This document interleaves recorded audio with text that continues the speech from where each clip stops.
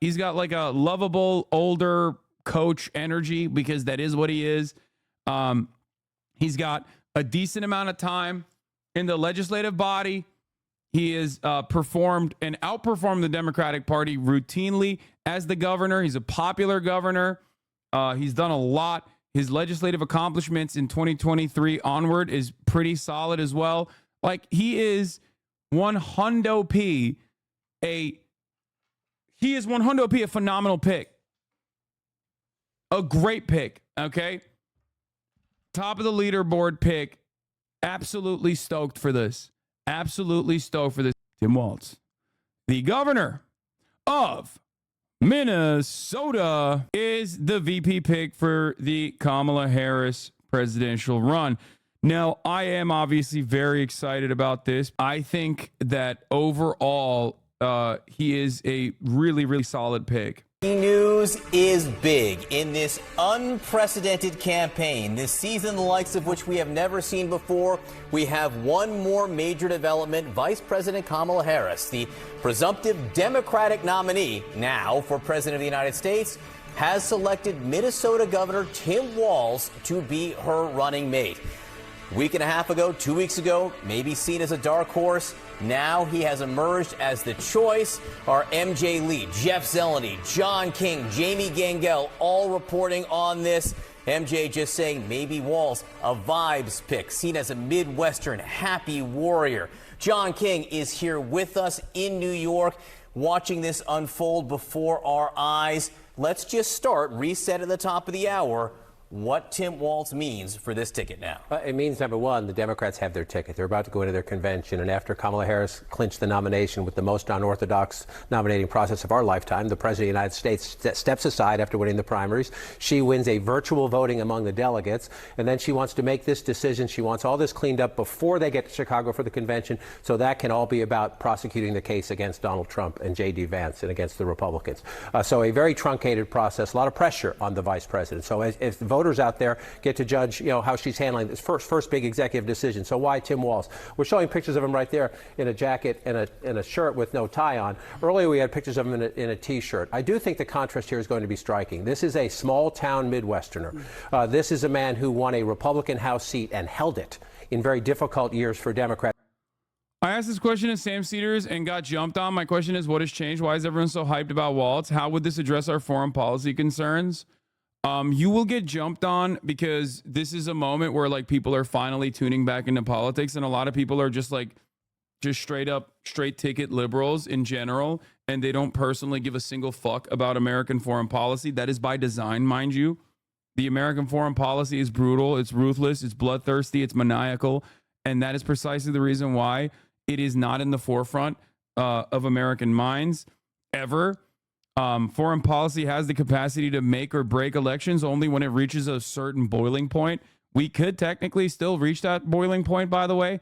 When people talk about like nothing ever happens, they mean like nothing ever happens to America, right? They don't mean like nothing ever happens because things are happening all the time. A genocide is happening, for example. But that's the reason why people will yell at you and say that you're like spoiling the fun that they're having right now. Ultimately, I always manage my expectations. I grade on a curve when it comes to American politics. When I'm doing like election analysis, I'm not doing election analysis from simply my moral perspective, even though I'm very honest about my own personal motivations and my own personal, moral opinions, my own morality. I'm almost always tried to associate it with like electability so that the broader American base of support develop a better understanding. Most Americans do not care about foreign policy. And if you bring it up, they're like, oh, fuck you. You're a radical. You're a piece of shit. Even though you're right. You're not wrong. Right. But as far as foreign policy goes, do I think Walz is going to be like all that different from the average Democrat? Probably not. Walz has a really interesting background on foreign policy from his time living in China, where he was a teacher in China, and also has talked about not having an adversarial relationship with China, which is like genuinely weird to hear from a fucking Democrat. So you know, there is definitely some good there. Okay, he speaks a little bit of Mandarin. He was anti-intervention in Syria. He has been at times anti-interventionist. He's been at times a party loyalist that voted along the party lines.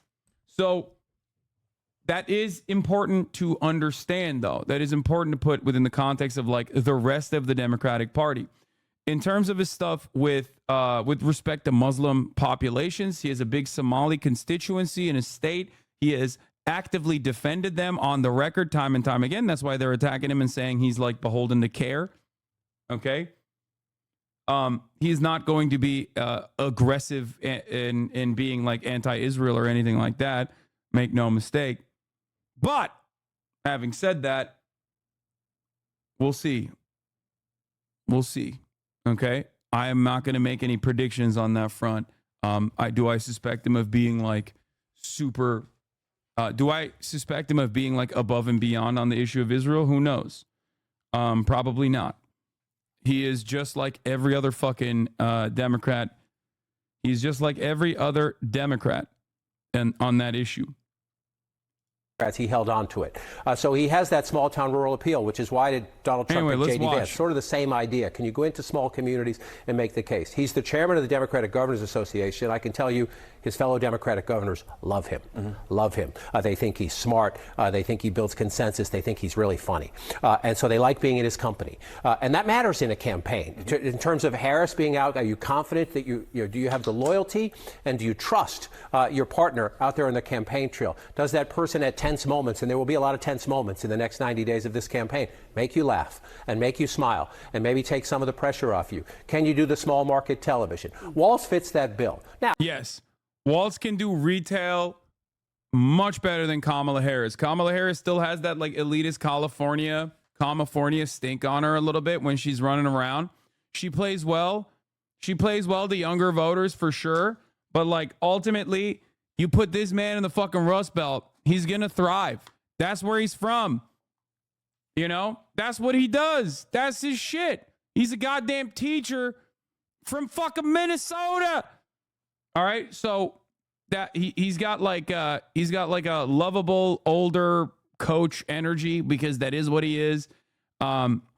He's got a decent amount of time in the legislative body. He has performed and outperformed the Democratic Party routinely as the governor. He's a popular governor. He's done a lot. His legislative accomplishments in 2023 onward is pretty solid as well. Like he is 100p a phenomenal pick. A great pick. Okay. Top of the leaderboard pick. Absolutely stoked for this. Absolutely stoked for this. The Democrats have obviously set us up for low expectations time and time again. Up until the last moment, I straight up thought that they would still go with Shapiro because Shapiro was the scared pick. Okay? Josh Shapiro, governor of Pennsylvania, was the scared pick. Okay? That was the pick you do when you're not confident in your abilities of running and winning PA on your own. I genuinely thought like it's still gonna be a bad pick. It's still gonna be a bad pick. It's not gonna be a good pick. And ultimately they went with the good pick. I do think that they are responding positively to what they are hearing and what they are seeing from the progressive wing of the base of support in the Democratic Party. The most that America could do is step aside and allow the revolutionary potential of the third world to continue. Okay. That's the most you can expect from the imperial core, which is not going to happen anyway. I'm over here looking at a hemorrhaging country, a country that's bleeding, and a country that is on its last leg, basically fucking being actively more violent year over year and you know, trying to create a system, or at least like envisioning a system where it's like at least a little bit better in terms of organizing so that there can be actual progressive momentum in this country, labor momentum in this country. That's it. That's what I care about. I say hemorrhaging, I'm talking about, when I talk about America dying, I'm talking about like American empire. I'm talking about income inequality.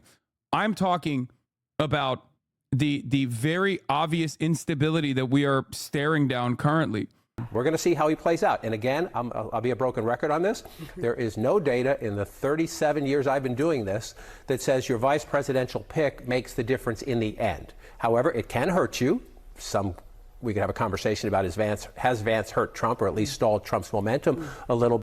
Walz is the one that sent the National Guard in during the George Floyd protest and has been making it harder to persecute cops and implements reforms in Minneapolis.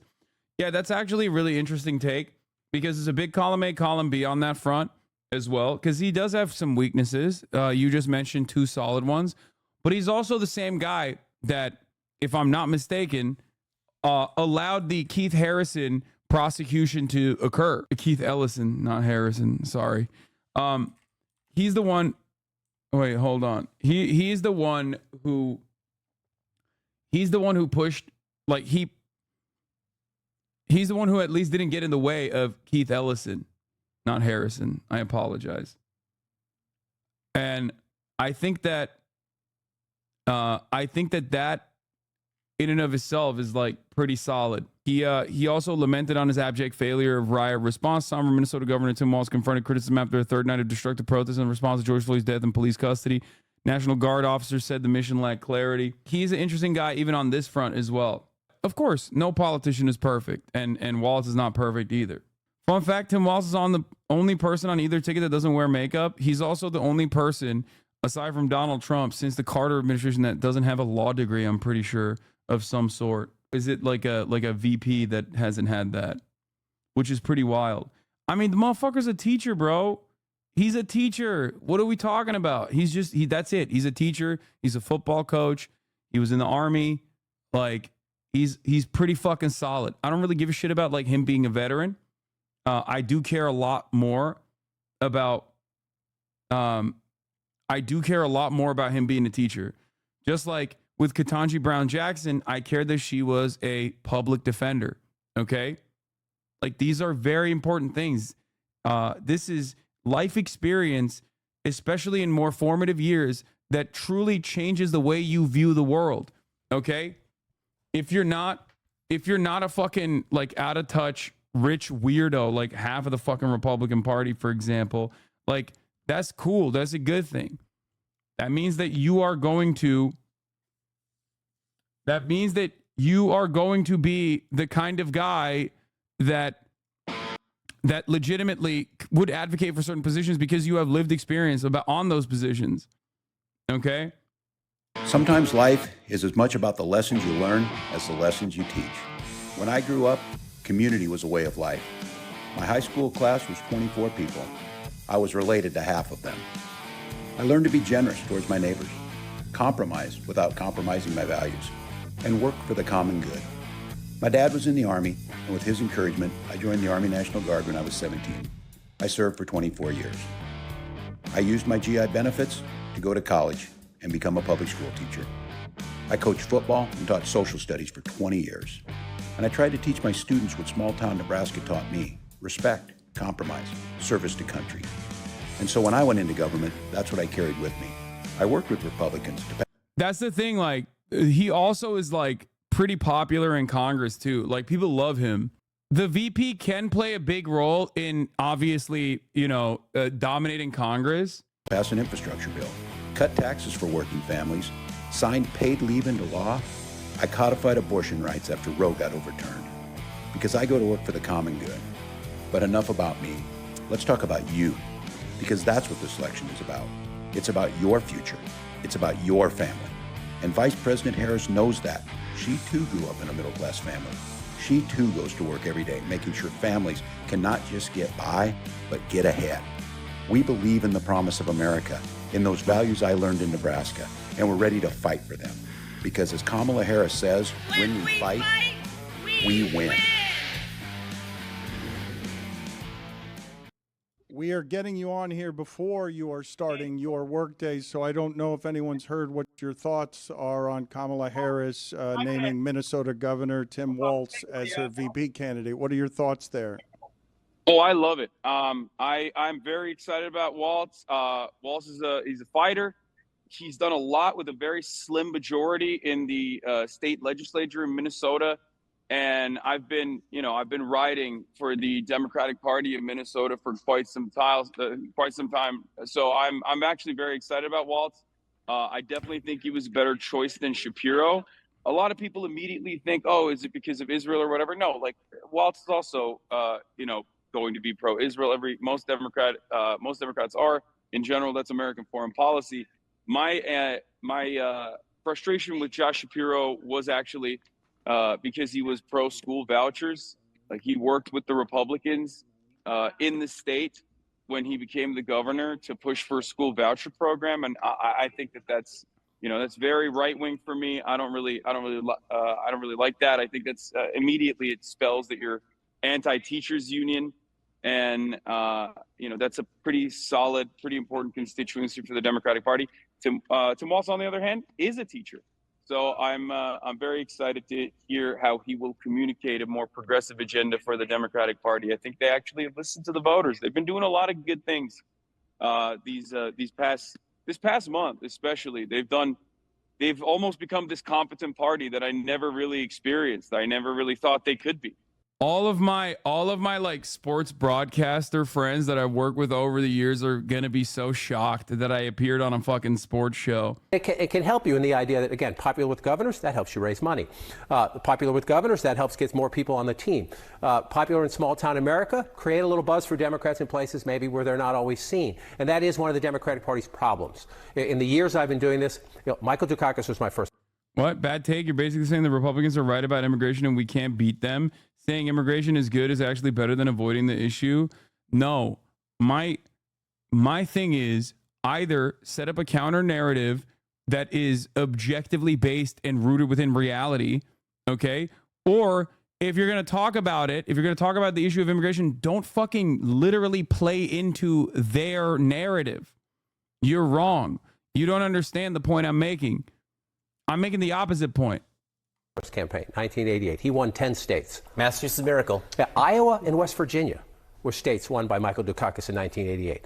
Those who are blue-collar Democrats who worked with their hands on farms or in coal mines or in factories. The Democrats have lost those votes. Tim Walz knows how to win those votes. Again, the presidential candidate decides who wins the election. But a vice presidential candidate can help a little bit, and she's made a governing choice here too. A progressive governor who was in the military, in the House, then elected statewide and re-elected statewide. So you have governing experience here, again, in a different mix, a Midwestern mix. She's a West Coast politician. So it's an interesting combination. Politics, I always call it a casserole, right? You're bringing all these ingredients together and trying to make them work.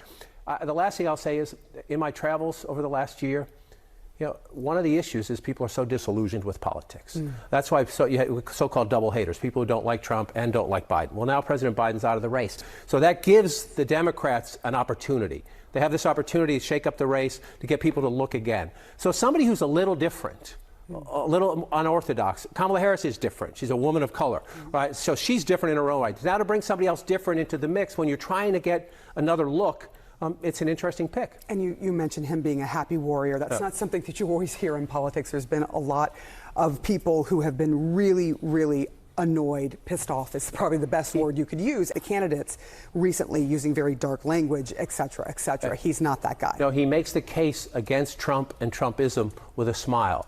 And he says make it, he urges people to make it with a smile. And he urges people to say, don't demonize the voters. Don't demonize the people with whom you disagree. Try to have a conversation with them. Try to win them over with your own arguments and with your own details, not by saying you're a moron or you're an idiot or go away, I don't want to listen to you. Try to find out how they got there. Minnesota nice. What is the source of their disillusionment and their disaffection? Not just push them away because they disagree with you. Yeah. Let's go to Jeff Zeleny now. Jeff, there is this question about what the relationship was before all this. How much did Kamala Harris know Tim Walz or have ever sort of talked to and had conversations with Tim Walz before the dark horse became the pick? Not much. They did not have much of a relationship. But another source just a moment ago pointed me back to a visit that Vice President Harris took to the Twin Cities in Minnesota in March. And she visited a Planned Parenthood clinic. Of course, she has been the leading champion on the, at the time, Biden-Harris campaign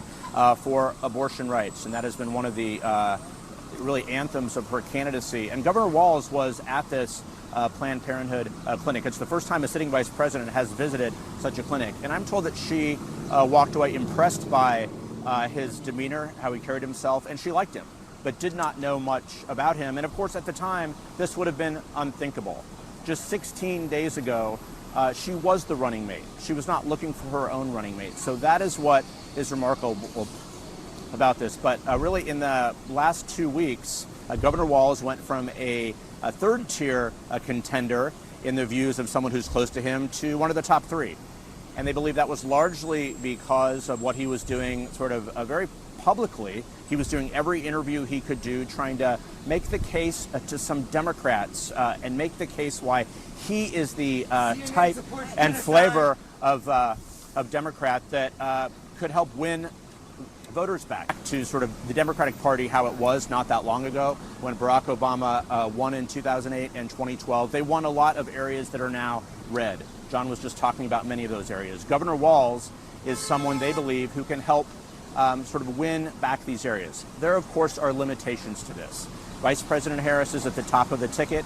She is the standard bearer. So we will see in the coming days how much he can sort of give some calm and relief to some voters who are unsure about this. But the contrast is something I'm told the Harris campaign very much liked, and the chemistry is something that she also liked in the final days of this search. Guys? Not a lawyer. Tim Walz also not a lawyer, which is unusual, right? I guess Al Gore wasn't a lawyer. I mean, it's not often. Social studies here. You don't often you see, politicians at this point who haven't had experience in the law, especially on the Democratic side. Let's go to MJ Lee for more reports. Tim Walz literally met with Netanyahu. Oh my God. What's next? Are you going to tell me that he delivered a speech at AIPAC where he talked about how he's committed to the security of Israel? Wow. Look at how shocked I am. This is my shocked face. Oh my God. I can't believe it. That's so strange. That's such a strange thing that you're telling me about any American politician. I love people that literally will openly recognize that, like, AIPAC dominates Congress, okay? Dominates Congress. Like, you regularly talk about this. And then you turn around and you're like, look, another Democrat went to AIPAC and another Democrat met with Benjamin Netanyahu. It's like, yeah, no shit, dog. How is this shocking to you? How is this shocking to you? You're bringing up shit we know already. I know this already. I know. This is not like even remotely surprising to me. I don't know why it's surprising to you. What the fuck?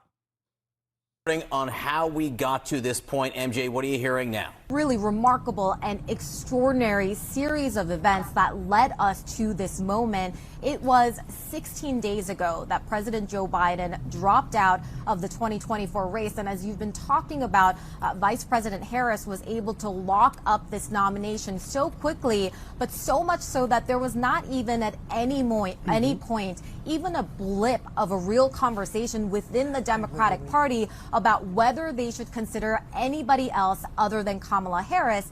And now we have not only Kamala Harris at the top of the ticket, but within a matter of days, she has deliberated on and chosen the running mate of her choice. And it is now going to be the Harris-Walz ticket running against the Trump-Vance ticket. So we have seen such a remarkable and unprecedented transformation of the Democratic ticket in just, again, a matter of days. And I do think we should note that this moment really marks, in some ways, Kamala Harris defying President Biden. As we have talked about so much for years and years, President Biden and the advisors that are closest to him have made the argument repeatedly that the person at the top of the ticket had to be Joe Biden, that only he was capable of defeating Donald Trump, that with anybody else, the country really risked a second-term Trump presidency. And in that, they were at least implicitly suggesting that the Democratic bench of talent was inadequate. But now here we have Kamala Harris at the top of the ticket, now Tim Walz right there below her, and the two of them certainly do now represent sort of the future of the Democratic Party in a way that we would not have seen had Joe Biden remained at the top of the ticket. Now, One thing I will say, as we are now talking about this ticket facing up against President Trump and JD Vance on the other side of the aisle, I do think there's something to be said for the way that Walz has conducted himself. How much of this was Kamala making the decision? How much was the DNC? I think Nancy Pelosi actively was petitioning for Walz, so I will give her the credit for that as well. I'll give Nancy the credit for replacing Biden. And I give Nancy the credit for fucking pushing for Walz. That's my GOAT, okay? I despise her worldview, but that's my GOAT when it comes to fucking making picks, making stock picks, and that's my goddamn GOAT when it comes to changing the history and the trajectory of the Democratic Party in such a dramatic fashion that this race went from a Donald Trump lock, okay, to what you are seeing unfold in front of your eyes. I said I like Walz a lot. I've glazed Walz for at least a year plus at this point. In the last several weeks or so, as he has made the case effectively, a lot of Democrats would say, against Trump and Vance. You know, he is the guy that made the weird messaging really take hold as he described the Republicans on the other side of the aisle as those weird guys. That has been a really politically effective messaging, and he has clearly shown, whether he was intentionally auditioning for this job or not, that he can be that effective messenger for Kamala Harris and the Democratic Party. So all of these things would have gone into that decision-making process. I know that we were talking about this a little bit in the last hour, but I do think sort of that vibes decision, how much that factored into things, just the idea that this is somebody that she would have had good personal chemistry with.